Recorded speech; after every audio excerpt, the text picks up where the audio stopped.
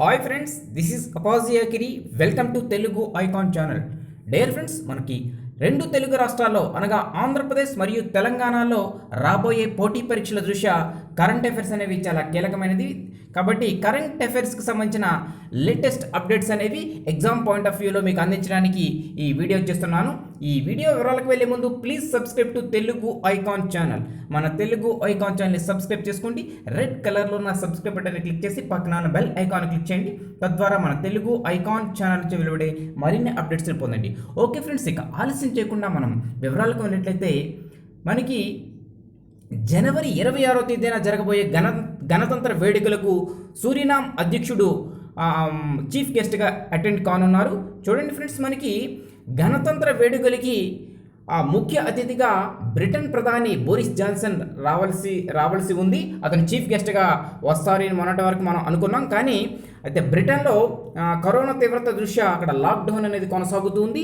అది ఫిబ్రవరి వరకు కూడా ఆ లాక్డౌన్ అనేది ఉండనుంది. కనుక బ్రిటన్ ప్రధాని బోరిస్ జాన్సన్ అనేది ఈ గణతంత్ర వేడుకలకి రావడం లేదు. సో అతనికి బదులుగా మనకి గణతంత్ర వేడుకలకి ముఖ్య అతిథిగా సూరినామ్ అధ్యక్షుడు వస్తున్నారు. దానికి సంబంధించిన అప్డేట్ అనేది మనకు వచ్చింది. ఆ వివరాలు మనం చూద్దాం.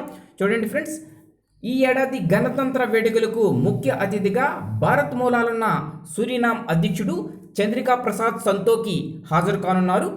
బ్రిటన్లో కరోనా తీవ్రత దృష్ట్యా బ్రిటన్ ప్రధాని బోరిస్ జాన్సన్ పర్యటన రద్దు చేసుకోవడంతో ఈ పరిణామం చోటు చేసుకుందని ప్రధానమంత్రి కార్యాలయం తెలిపింది. విదేశాంగ శాఖ నిర్వహించిన ఇటీవల ప్రవాసీ భారత్ దివస్ సదస్సులో సంతోఖి ముఖ్య అతిథిగా పాల్గొని కీలక ఉపన్యాసం చేశారు. 2020 జూలైలో జరిగిన ఎన్నికల్లో సంతోఖి ప్రాతినిధ్యం వహిస్తున్న ప్రోగ్రెసివ్ రిఫార్మ్ పార్టీ మొత్తం 51 సీట్లుగాను 20 సీట్లు గెలుచుకుంది. సంతోఖి అధికార పగ్గాలు చేపట్టడంతో దేశంలో నియంత పాలన ముగిసింది. దక్షిణ అమెరికా ఖండంలోని చిన్న దేశం సూరినామ్ దేశ జనాభా 5,87,000. అంటే ఈ దేశ జనాభాలో 27.4% భారతీయ మూలాలున్నవారే అంటూ మనకి ఈ ఆర్టికల్లో ఉంది. చూడండి ఫ్రెండ్స్, మనకి ఈ ఏడాది గణతంత్ర వేడుకలు జనవరి 26న జరగబోయే భారతదేశ గణతంత్ర వేడుకలకి ముఖ్య అతిథిగా మనకి బ్రిటన్ ప్రధాని రావాల్సి ఉంది. కానీ బ్రిటన్లో కరోనా తీవ్రత దృష్ట్యా బ్రిటన్ ప్రధాని బోరిస్ జాన్సన్ అటెండ్ కావడం లేదు. కాబట్టి ఈ గణతంత్ర వేడుకలకి ముఖ్య అతిథిగా భారత్ మూలాలున్న సూరినామ్ దేశ అధ్యక్షుడు చంద్రికా ప్రసాద్ సంతోఖి హాజరు కానున్నారు. ఈ సూరినామ్ అనే దేశం దక్షిణ అమెరికా ఖండంలో ఒక చిన్న దేశం. అయితే ఈ దేశ జనాభా అనేది ఈ సూరినామ్ దేశ జనాభా అనేది 5,87,000 మాత్రమే. అయితే ఈ సూరినామ్ దేశ జనాభాలో 27.4% భారతీయ ప్రజలే అక్కడ ఉన్నారు అని చెబుతూ ఉన్నారు. ఇది మనకి దీనికి సంబంధించిన అప్డేట్. ఓకే ఫ్రెండ్స్, మనకి నెక్స్ట్ మనం మరొక అప్డేట్స్ మనం చూసినట్లయితే మనకి భారతదేశంలో 16 నుంచి అంటే ఈ నెల 16వ తేదీ నుంచి పండగ అనంతరం మనకి ఈ కరోనా వ్యాక్సిన్ అనేది అందుబాటులోకి రానుంది.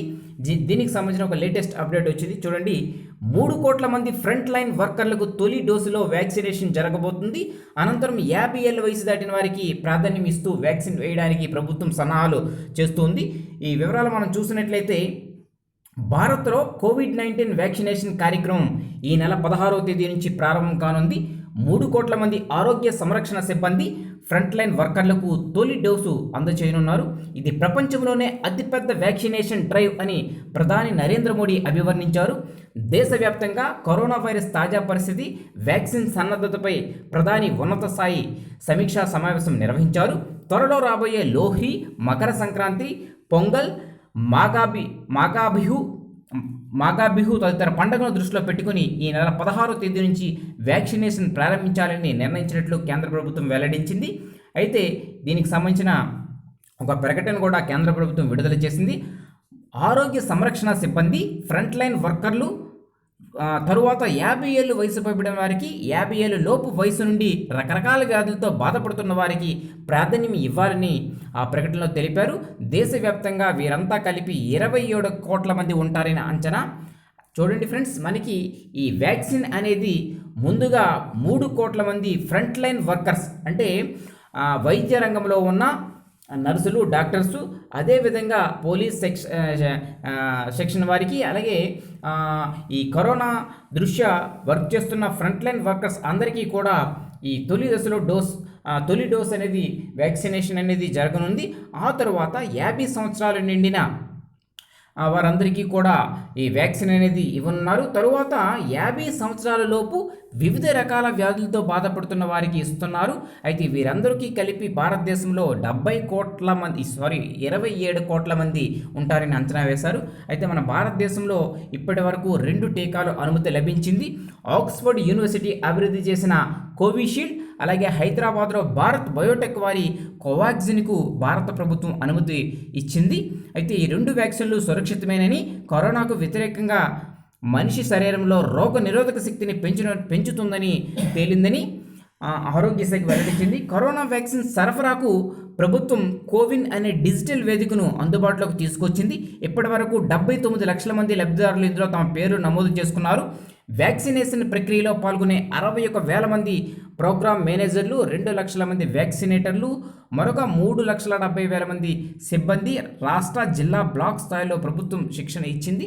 వ్యాక్సినేషన్ సన్నద్ధత కోసం ఇప్పటికే 3 దఫాలుగా ట్రయల్ డ్రైవ్ రన్ అనేది నిర్వహించారు అని చెబుతున్నారు. చూడండి ఫ్రెండ్స్, మన భారతదేశంలో ఈ కోవిడ్ నియంత్రణ, కరోనా వైరస్పై పోరాటానికి 2 టీకాలు, 2 వ్యాక్సిన్లు అనేవి అందుబాటులోకి వచ్చాయి. ఒకటి ఆక్స్ఫర్డ్ యూనివర్సిటీ అభివృద్ధి చేసిన కోవిషీల్డ్, నెక్స్ట్ హైదరాబాద్లోని భారత్ బయోటెక్ వారి కోవాక్సిన్ అనే 2 టీకాలు అందుబాటులోకి వచ్చాయి. ఈ 2 కూడా చాలా సురక్షితమైనవి అని వైద్య ఆరోగ్య శాఖ పరిశీలనలో తేలిందని చెబుతున్నారు. అదేవిధంగా ఈ కరోనా వ్యాక్సిన్ సరఫరాకు సంబంధించి ప్రభుత్వం కోవిన్ అనే ఒక డిజిటల్ వేదికని, ఒక యాప్ని, ఒక వెబ్సైట్ని లాంచ్ చేసింది. ఈ కోవిన్ యాప్ లేదా వెబ్సైట్ ద్వారా మీరు ఎవరికి వ్యాక్సిన్ కావాలో వారందరూ కూడా ఇందులో నమోదు చేసుకోవచ్చు అంటూ చెబుతున్నారు. ఇందులో ఇప్పటివరకు 79 లక్షల మంది లబ్ధిదారులు ఇందులో తమ పేర్లు నమోదు చేసుకున్నారు అంటూ చెప్తున్నారు. నెక్స్ట్ మనం ఇంకో విషయం చూసినట్టయితే ప్రధాని మోదీ ఈ విధంగా చెబుతున్నారు. కరోనా మహమ్మారిపై పోరాటం విషయంలో ఈ నెల 16వ తేదీన భారత్ కీలకమైన ముందడుగు వేయబోతుందని ప్రధాని మోదీ పేర్కొన్నారు. ఈ మేరకు ఆయన తాజాగా ఒక ట్వీట్ చేశారు. ఆ రోజు నుంచే 16వ తేదీ నుంచి దేశవ్యాప్తంగా వ్యాక్సినేషన్ మొదలవుతుందని, వ్యాక్సిన్ పంపిణీలో వైద్యులు, నర్సులు, పారామెడికల్ సిబ్బంది, పారిశుధ్య సిబ్బంది, సఫాయి కర్మచారీలు, ఇతర ఫ్రంట్ లైన్ వర్కర్లకు ప్రాధాన్యం లభిస్తుందని వెల్లడించారు. అయితే ఇక మన టీకా కోసం ప్రపంచం నిరీక్షణ చేస్తుంది అంటూ ప్రవాస భారతీ దివస్లో మోదీ చాలా గర్వంగా ప్రకటించారు. చూడండి, ప్రవాసీ భారతీయ దివస్లో పాల్గొన్న మోదీ ఔషధ రంగంలో భారతదేశ ప్రతిష్ట ప్రపంచవ్యాప్తంగా నానాటికి ఇనుమడిస్తుందని భారత ప్రధానమంత్రి నరేంద్ర మోడీ చెప్పారు. కోవిడ్-19 మహమ్మారిని కట్టడి చేయడానికి మన దేశం ఇప్పటికే 2 టీకాలను అభివృద్ధి చేసిందని, వాటి కోసం ప్రపంచమంతా ఎదురు చూస్తుందని అన్నారు. అలాగే అతిపెద్దదైన కరోనా వ్యాక్సినేషన్ కార్యక్రమాన్ని ఇండియా ఎలా అమలు చేస్తుందనే దానిపై ప్రపంచవ్యాప్తంగా అందరిలో ఆసక్తి పెరుగుతుందని తెలిపారు.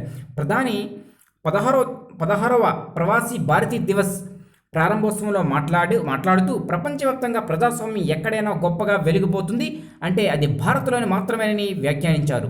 స్వాతంత్రం వచ్చిన తొలి నాళ్ళలో దేశంలో ప్రజాస్వామ్యం మనుగడపై ఎంతోమంది ఎన్నో సందేహాలు వ్యక్తం చేశారు.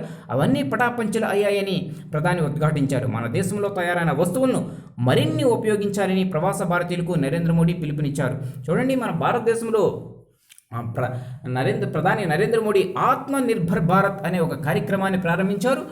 ఈ కార్యక్రమం ద్వారా మన భారతదేశంలో తయారైన ఉత్పత్తులను మనం వినియోగించాలి, ఇతర దేశాల ఉత్పత్తులను మనం బహిష్కరించాలి అంటూ, మన సొంత స్వదేశీ వస్తువులు మాత్రమే వినియోగించాలంటూ మన నరేంద్ర మోడీ పిలుపునిచ్చారు.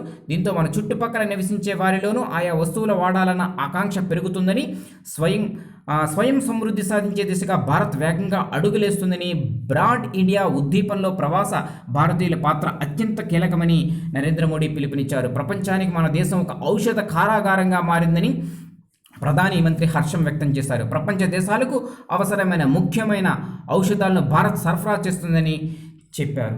ఇది ఫ్రెండ్స్ అంటే ఇందులో చూడండి మనకి 16వ తేదీ నుంచి వ్యాక్సినేషన్ రాబోతుంది. అయితే తొలి విడతగా భారతదేశంలో 2 టీకాలకు అనుమతి ఇచ్చారు. అంటే మనకి ఎగ్జామ్ పాయింట్ ఆఫ్ వ్యూలో చూసుకుంటే ఇందులో రాబోయే క్వశ్చన్స్ ఏంటంటే భారతదేశంలో మొట్టమొదటిగా కరోనా వ్యాక్సిన్ అనేది ఎవరికి ఇచ్చారు అంటే ఫ్రంట్ లైన్ వర్కర్స్ 3 కోట్ల మంది ఫ్రంట్ లైన్ వర్కర్స్కి తొలి డోసు ఇవ్వడానికి ప్రభుత్వం సన్నాహాలు చేస్తుంది. ఈ ఫ్రంట్ లైన్ వర్కర్స్ అంటే డాక్టర్సు, నర్సులు, అలాగే పోలీస్ రంగానికి చెందినవారు, పారిశుద్ధ్య కార్మికులు వీరందరూ కూడా ఫ్రంట్ లైన్ వర్కర్స్గా పిలువబడుతున్నారు. వారందరికీ ముందుగా వ్యాక్సిన్ ఇవ్వబడుతున్నారు. వారి అనంతరము 50 సంవత్సరాలు నిండిన వారికి, అదేవిధంగా 50 సంవత్సరాల లోపు వివిధ వ్యాధులతో బాధపడుతున్న వారికి వ్యాక్సిన్ ఇవ్వడానికి భారత ప్రభుత్వం సన్నాహాలు చేస్తుంది. సో ఇది నెక్స్ట్ భారతదేశంలో తొలిసారిగా 2 టీకాలకు అనుమతి ఇచ్చారు ఈ కోవిడ్ వ్యాక్సిన్కి సంబంధించి. ఒకటి ఆక్స్ఫర్డ్ యూనివర్సిటీకి సంబంధించిన కోవిషీల్డ్ అనే వ్యాక్సిన్, నెక్స్ట్ హైదరాబాద్లో భారత్ బయోటెక్ తయారు చేసిన కోవాక్సిన్ అనే ఈ 2 టీకాలకి అనుమతి ఇచ్చారు.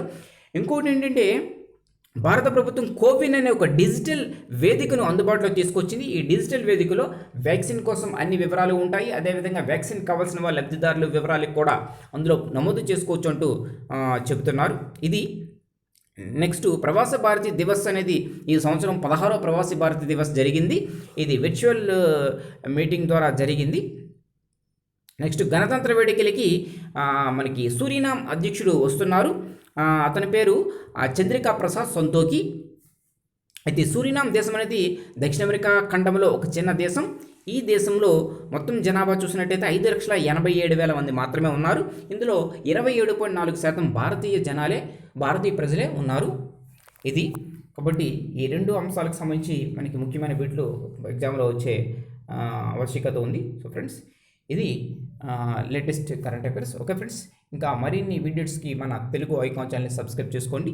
ఈ వీడియో మీకు నచ్చితే ప్లీజ్ లైక్ చేయండి, మీ ఫ్రెండ్స్కి షేర్ చేసి మన తెలుగు ఐకాన్ ఛానల్ని సబ్స్క్రైబ్ చేసుకోమని చెప్పండి. Okay friends, thank you, bye.